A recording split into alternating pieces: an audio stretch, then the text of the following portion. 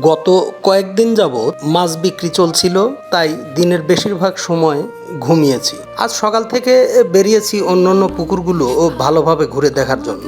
কিছু পুকুরে খাদ্য দেয়া চলছিল, প্রায় সব পুকুরে মাছের খাদ্য গ্রহণ ঠিক আছে। তবে এই ছোট পোনার পুকুরে পোনার চাহিদা অনুযায়ী খাদ্য কম হচ্ছে বলে আমাদের মনে হলো। পোনা মাছের খাদ্য চাহিদা পূরণ না হলে পোনাগুলো পানির উপর ভেসে থাকা খাদ্যের ডাস্টগুলো খুব দ্রুততার সাথে খেতে থাকে। তাই এই পুকুরটিতে খাদ্য বৃদ্ধির নির্দেশ দেওয়া হলো। চাষি ভাই, মনে রাখতে হবে, পোনা চাষ যেহেতু অধিক ঘনত্বে করা হয়, তাই পোনার চাহিদা অনুযায়ী খাদ্য প্রদান না করলে পোনাই রয়ে যাবে, তা আর মাছ হবে না। তাই আবহাওয়া বুঝে নিয়মিত পোনার পুকুরে খাদ্য প্রদান করুন।